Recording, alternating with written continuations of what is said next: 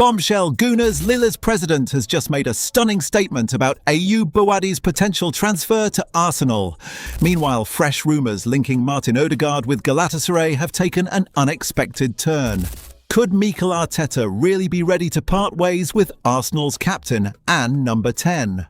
And speaking of Arteta, it has just emerged that he made a personal promise to a goalkeeper back in 2021, one he never fulfilled. Now that very same goalkeeper could be on his way back to the Emirates stadium as Kepa's replacement. If you want all the details on these explosive stories as the transfer window heads into its most decisive stage, subscribe right now, turn on notifications, and let's get straight into it. Let's jump straight into the first story because Lille president Olivier Létang has just gone on record with a statement that is going to make Arsenal's pursuit of Ayyoub Bouaddi significantly more expensive. And his logic, as infuriating as it is to hear, is almost impossible to argue against. When asked directly about Bouaddi's price tag following the teenager's extraordinary World Cup performances for Morocco, Létang was careful but deliberately provocative in his response. How to answer this question? Did I speak? Raise the subject? Give a figure? No, never. You have to look at your level. How many players like Anderson or Tonali were sold who are much older but without room for improvement? So you get an idea of the value of Ayyoub, who has a unique profile at just 18 years old. Read between those lines very carefully, because Létang is not accidentally mentioning Anderson and Tonali. He is placing them there as deliberate anchors. Manchester City just paid £116 million for Elliot Anderson. Tottenham spent £100 million on Sandro Tonali. The Lille president is telling the market, and Arsenal specifically, that his 18-year-old with a higher ceiling than both of those players commands a fee that reflects that comparison. That is a sophisticated negotiating position disguised as a philosophical observation. And the frustrating truth is that the argument has real substance. Anderson is 23. Tonali is 26. Both are established players whose development curves are largely known quantities. Bouaddi is 18, has already dominated Premier League-level opposition in the Champions League, has been the standout performer at the World Cup for Morocco, and has received endorsements from Patrick Vieira, one of the greatest midfielders in football history, who said he plays like a 30-year-old. The ceiling on Bouaddi is genuinely impossible to calculate at this stage of his career. Arsenal have already agreed to accept Lille's loan-back condition for one season, a major concession that mirrors exactly the agreement struck with Saint-Etienne when Saliba was signed back in 2019. But Létang's comments suggest the fee conversation is about to become very uncomfortable. If Lille are anchoring the negotiation to Anderson and Tonali fees, Arsenal may be looking at a price tag approaching or exceeding £100 million for a player they will not even have for the first season.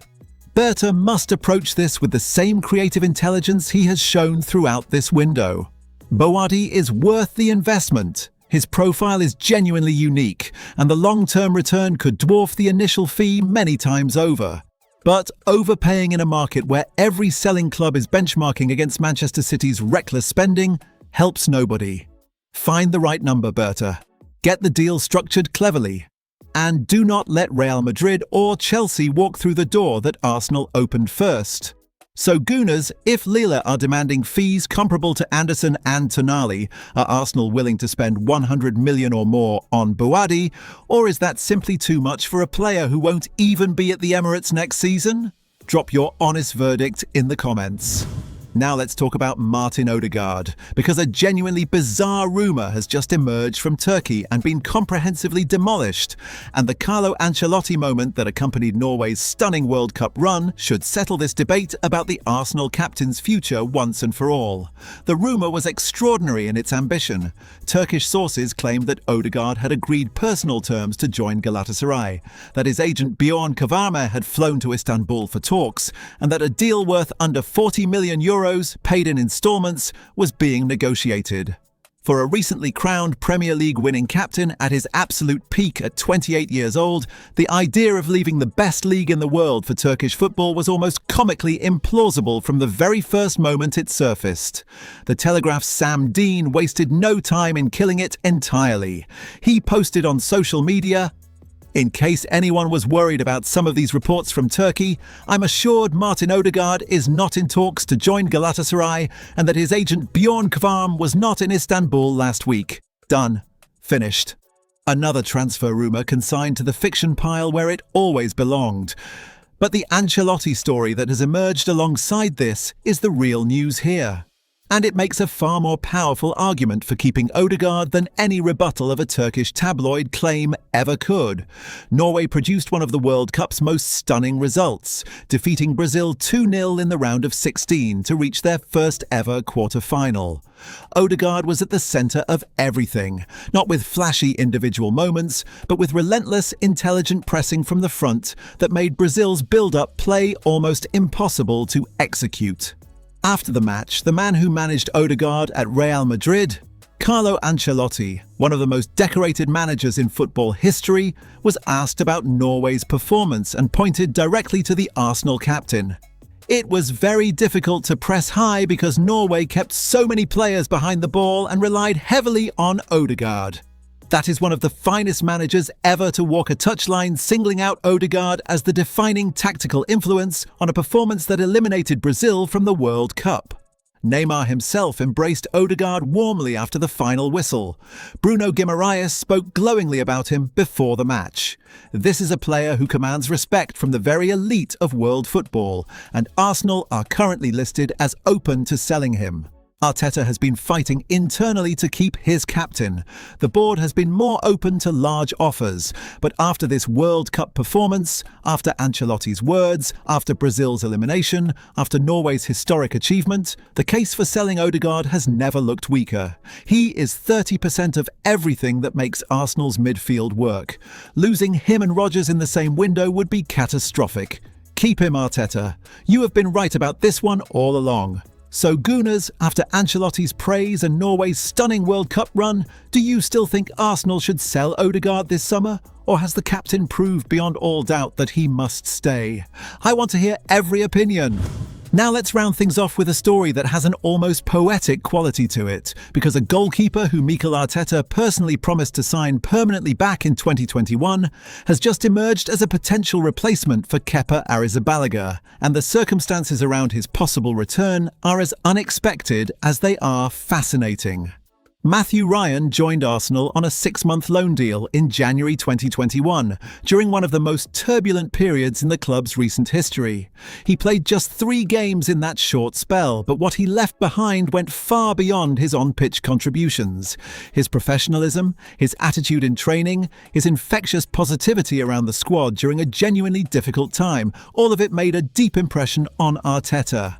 So deep, in fact, that the Arsenal manager made the Australian a direct personal promise.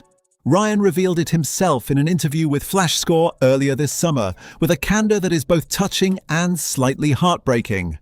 Arteta actually told me as well that he would try and sign me permanently at the end of the season, but that summer Aaron Ramsdale became available, and we all know how prized the kind of English goalkeeping position can be, because it allows teams to have another foreigner spot, and obviously they went down that route.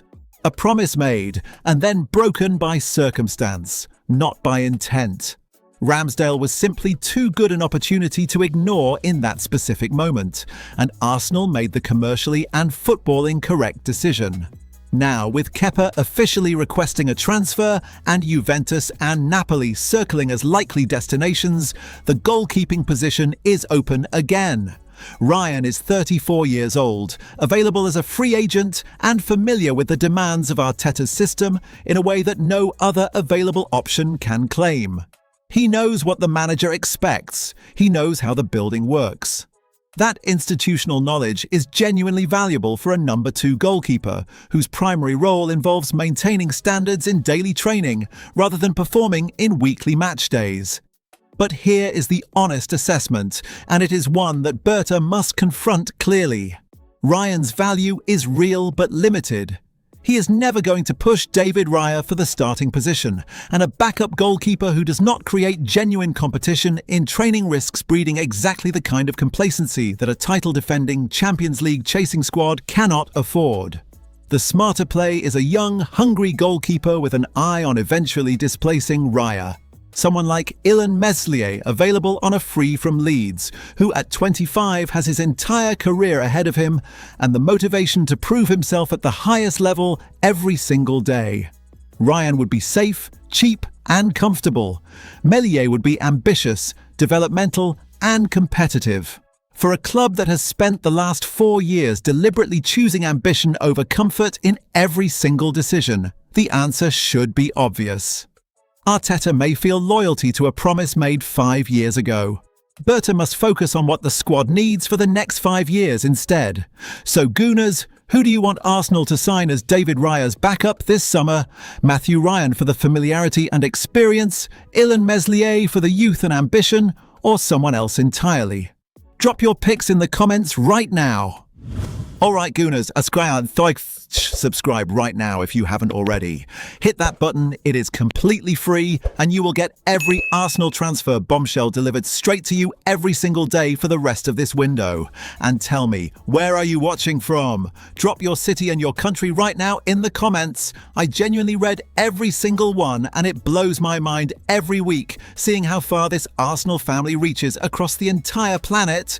Thank you so much for watching. Seriously, your support, your comments, your passion for this club makes everything worthwhile, and I am grateful for every single one of you. And today, a massive warm embrace goes out to all the Gooners over in Walthamstow and Leighton, East London Arsenal faithful who have been riding with this club through every single high and low for decades.